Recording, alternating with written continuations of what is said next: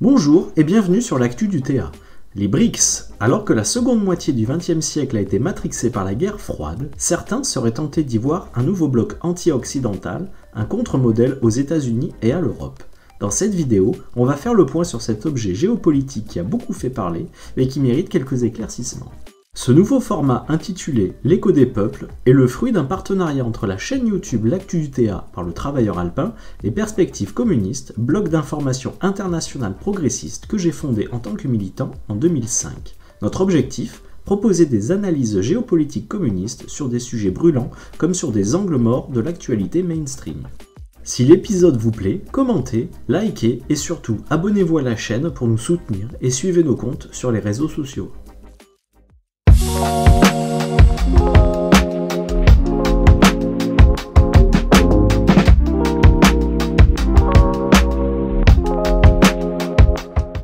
Les BRICS. Au fil des années, le discours des médias dominants se fait de plus en plus alarmiste autour de leur montée en puissance, n'hésitant plus à les présenter comme une menace, au point qu'en réaction, de nombreux militants de sensibilité progressiste y voient un nouveau bloc anti-impérialiste. Mais qu'en penser concrètement ?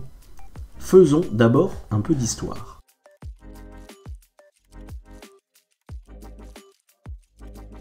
En septembre 2006, en marge de l'Assemblée des Nations Unies, les ministres des Affaires étrangères de 4 pays aux économies régionales émergentes, le Brésil, la Russie, l'Inde, la Chine, se rencontrent à New York pour échanger officiellement sur leur convergence d'intérêts.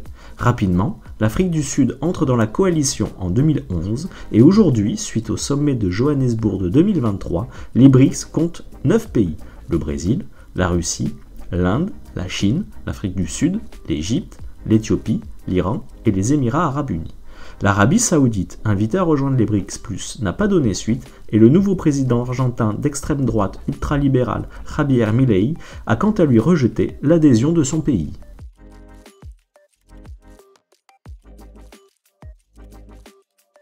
À partir de juillet 2007, la crise des subprimes qui touche le secteur des prêts hypothécaires à risque aux États-Unis va déclencher une crise bancaire et financière à l'automne 2008, inaugurant la crise financière mondiale de 2007-2008. Le monde entier est impacté avec des faillites bancaires comme celle de Lehman Brothers. Cette période voit une intervention massive des États pour sauver le système financier. On parle de 300 milliards de recapitalisation. Avec une explosion de la misère, puisque les premières victimes ne sont pas les actionnaires ni les spéculateurs, mais les peuples. Les fonds spéculatifs, lourdement frappés par la crise des subprimes, vont entraîner une hausse importante des matières premières, pétrole, métaux et produits agricoles.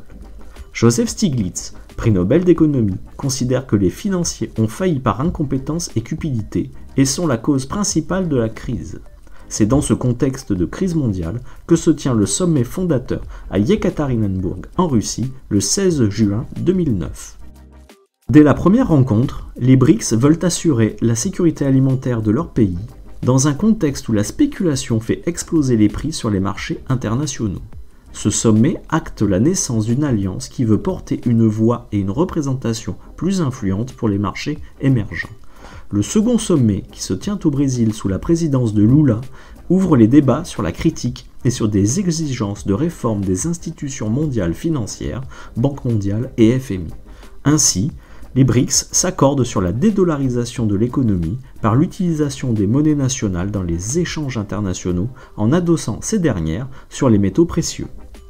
Les pays développent des coopérations énergétiques, technologiques, scientifiques et des coopérations pour développer leurs infrastructures.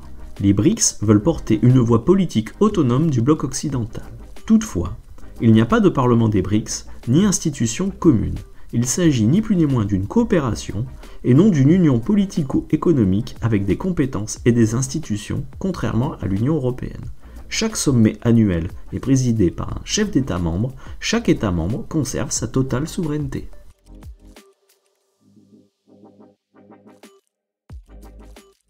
Les membres des BRICS représentent environ 30% de la surface terrestre mondiale et 45% de la population mondiale.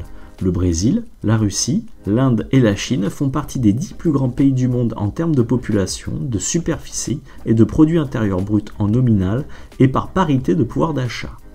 Les 5 États initiaux sont membres du G20 avec un PIB nominal combiné de 28 000 milliards de dollars, approximativement 27% du produit mondial brut, un PIB total d'environ 57 000 milliards de dollars, 33% du PIB mondial en PPA, et environ 4 500 milliards de dollars de réserves de change combinées en 2018. Les pays BRICS sont considérés comme les principaux rivaux géopolitiques du G7 qui rassemblent les principales économies avancées.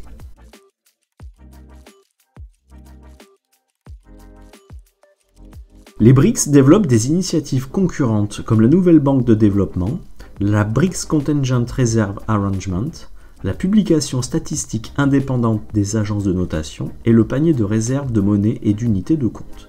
Petit passage en revue. En juin 2012, les pays BRICS ont promis 75 milliards de dollars pour renforcer les fonds du Fonds monétaire international. Cependant, ce prêt était conditionné à une réforme du FMI. En mars 2013, lors du 5e sommet des BRICS à Durban, les pays membres ont convenu de créer une institution financière mondiale pour coopérer avec le FMI et la Banque mondiale sous domination des États-Unis et de l'Union européenne. La nouvelle banque de développement des BRICS est lancée.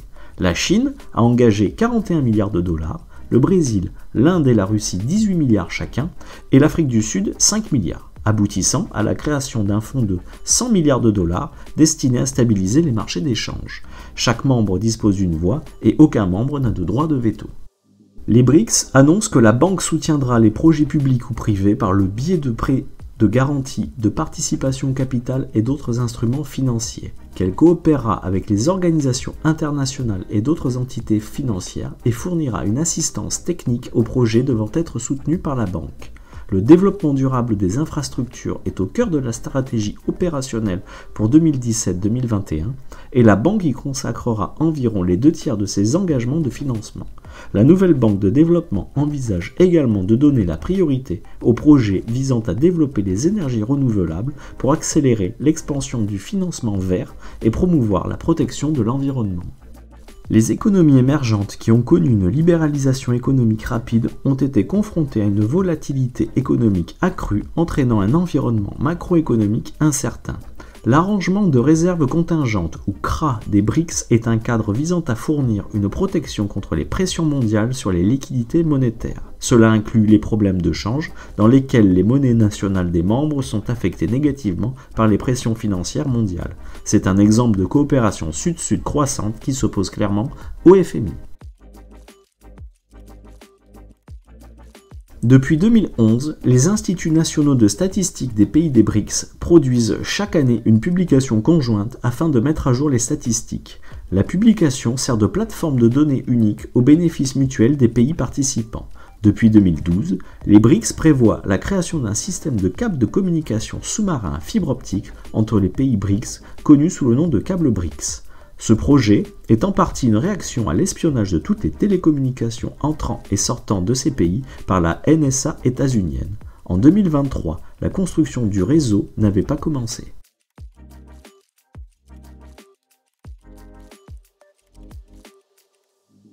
L'objectif des BRICS vise à construire un ordre mondial multipolaire qui donne du poids aux voix des pays en développement et les replace au centre de l'agenda mondial. Cette volonté se traduit principalement sur le terrain des échanges commerciaux.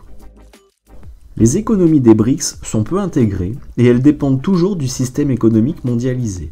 Les efforts de dédollarisation au sein des BRICS représentent un défi important qui constitue une menace pour les États-Unis dans la mesure où il pourrait diminuer l'influence américaine et avoir un impact sur les accords commerciaux existants. L'extension des BRICS suscite des inquiétudes chez les décideurs politiques états-uniens compte tenu de l'engagement du groupe en faveur d'une dédollarisation mondiale qui vise à remplacer le dollar par le R5, renminbi, rouble, roupie, réal, rand ou par d'autres instruments multilatéraux. Ce changement pourrait limiter la capacité des États-Unis à enregistrer des déficits et à maintenir des taux d'intérêt bas.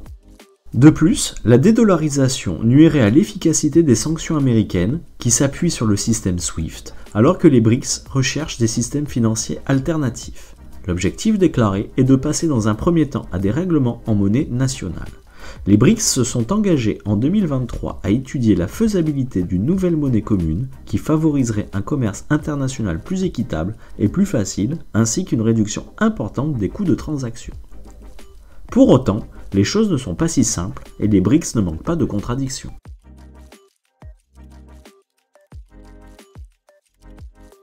En 2012, Hu Jintao, secrétaire général du Parti communiste chinois et président de la Chine, décrit les pays BRICS comme des défenseurs et des promoteurs des pays en développement et une force pour la paix mondiale.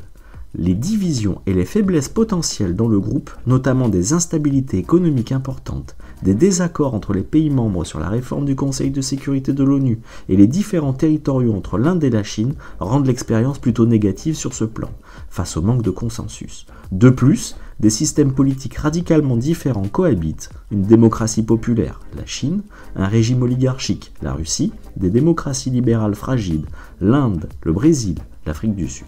Avec l'extension entre des théocraties autoritaires, l'Iran et les Émirats, une dictature militaire, l'Égypte, et un pays en guerre civile, l'Éthiopie. On est donc loin d'un nouveau bloc socialiste.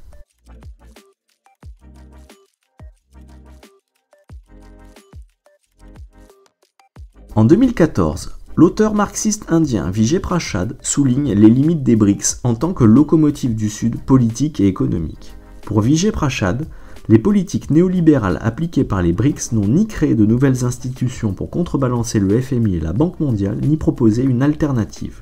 En outre, le projet BRICS, affirme Prashad, n'a pas en soi la capacité de remettre en question la primauté des États-Unis et de l'OTAN. Où en sommes-nous depuis la critique émise par Vijay Prashad ? Petit tour d'horizon par pays. Le Parti communiste du Brésil soutient dès le début le développement des BRICS. Il accompagne Lula et Dilma Rousseff et a combattu Jair Bolsonaro lorsque celui-ci tente d'affaiblir la place du Brésil dans l'ordre économique régional. Pour le PCdoB, les BRICS sont une chance pour le Brésil, pour le développement de l'Amérique latine, du Mercosur et de la CELAC. Teófilo Rodrigues, politologue brésilien et dirigeant régional du PCdoB, voit à travers les BRICS la possibilité de l'extension du modèle de socialisme de marché de la Chine. Le socialisme de marché chinois repose sur une planification à long terme et la participation de l'État aux affaires commerciales du pays. Une partie de la stratégie de développement chinoise consiste à ouvrir de nouvelles routes commerciales avec le monde, la nouvelle route de la soie. Si la nouvelle route de la soie fonctionne, la Chine ouvrira la voie à la consolidation de son hégémonie économique mondiale d'ici la fin de ce siècle. Cette stratégie permettra-t-elle l'expansion du socialisme de marché chinois comme modèle économique et politique pour d'autres nations du Sud d'ici la fin du XXIe siècle ? C'est la question que se pose le PCdoB. Le Parti communiste d'Inde marxiste voit dans les BRICS un groupe engagé en faveur de la coopération Sud-Sud, du multilatéralisme et d'un ordre mondial international plus représentatif, plus juste, qui souhaite se dégager de la tutelle des institutions financières internationales contrôlées par les États-Unis et l'Occident. Pour l'économiste communiste indien Prabhat Paishnik, si le commerce bilatéral, voire multilatéral, effectué au moyen de monnaie locale contribuera à une certaine dédollarisation du commerce mondial et augmentera le stock de liquidités dans l'économie mondiale, il ne résoudra pas automatiquement le problème de la dette extérieure entre les pays impliqués. Malgré les points positifs qui accompagnent les BRICS, le CPIM note que les BRICS ne sont pas une alternative progressiste à l'ordre mondial dirigé par l'impérialisme. Les BRICS renforcent le multilatéralisme et le multilatéralisme peut certainement être utilisé dans la lutte contre l'impérialisme. Pour autant, les BRICS ne sont certainement pas un groupe anti-impérialiste. Pour le Parti communiste de la Fédération de Russie, principale opposition politique à Vladimir Poutine, la mondialisation est un impérialisme. Pour les communistes russes, les BRICS sont une manifestation de la concurrence capitaliste. D'un autre côté, leur émergence découle du désir des peuples de voir un monde démocratique, juste et équitable, qui rejette les ambitions des États-Unis, de l'OTAN et des forces réactionnaires mondiales. Le KPRF estime donc que renforcer le rôle des BRICS, c'est contribuer à assurer la sécurité mondiale. Les BRICS permettent une interaction d'États, leur intégration économique et leur coopération politique ouvrent de larges perspectives. Ils forment un centre d'influence mondiale alternative qui exprime une volonté commune d'en finir avec le modèle colonial mondial.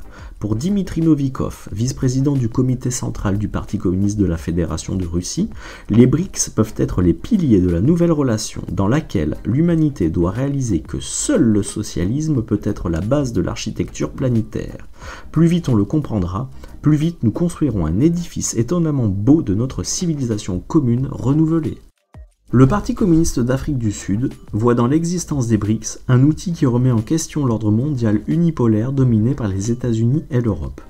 Pour le Parti communiste d'Afrique du Sud, les BRICS permettent de forger des relations entre les peuples, de créer de la solidarité avec les pays qui constituent un nouvel ordre mondial inclusif basé sur la coopération, le multilatéralisme et le respect de la souveraineté de chacun.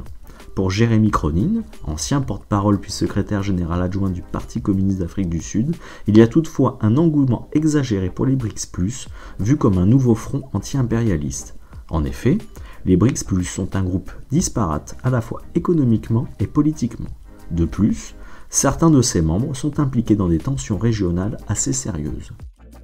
Les BRICS+, doivent être considérés comme une tentative d'influencer l'ordre émergent. Pour les pays soumis à des sanctions unilatérales impérialistes, notamment l'Iran, la Russie et la Chine, les BRICS offrent la possibilité de contourner ces dernières. Mais en fait, pour tous les partenaires, l'adhésion aux BRICS est considérée comme un moyen opportuniste de remodeler les réseaux commerciaux mondiaux.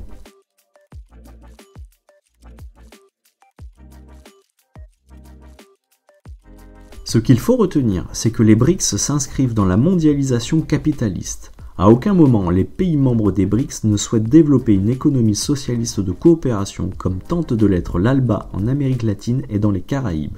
La question posée, est-ce que les BRICS peuvent faire triompher l'idée que le socialisme de marché est la solution au néolibéralisme?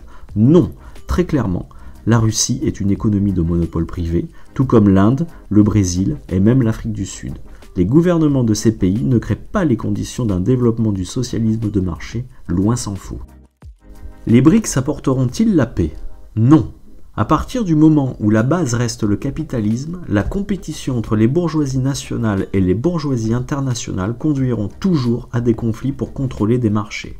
De plus, il y a des conflits entre les pays des BRICS, conflits frontaliers entre l'Inde et la Chine, un pays en guerre, la Russie, et une guerre civile en Éthiopie. Mais alors, à quoi servent les BRICS? À concurrencer le monopole occidental sur le marché mondial, dans les institutions internationales et à remettre en question l'hégémonie du dollar américain dans les échanges. Les BRICS veulent récupérer la part qui leur revient du gâteau de la mondialisation capitaliste. Mais les BRICS sont aussi une autre manière de voir les relations internationales, en finir avec les ingérences, les coups d'État, les opérations secrètes de la CIA, les sanctions économiques unilatérales. Les BRICS reconnaissent la souveraineté des États, la légitimité des gouvernements et ne cherchent pas à remplacer un gouvernement par un autre plus favorable à leurs intérêts. Les BRICS sont aussi la reconnaissance des monnaies nationales. La souveraineté économique des pays membres des BRICS passe par le maintien des monnaies nationales et la création d'un système de change non spéculatif. Le dollar américain, symbole de la mondialisation néolibérale, est rejeté. Dans ce contexte, la perspective rationnelle pour les progressistes consiste peut-être à appuyer une construction économique nouvelle, des projets ambitieux d'infrastructures et de coopération comme les nouvelles routes de la soie, en développant en parallèle dans nos propres pays une condamnation de la mondialisation néolibérale pour défendre de nouvelles coopérations nord-sud réellement gagnantes-gagnantes. Prendre le meilleur des BRICS, sans illusion, porter un combat pour une économie socialiste de coopération, affirmant haut et fort le besoin de vivre en paix. Poursuivons le débat en commentaire.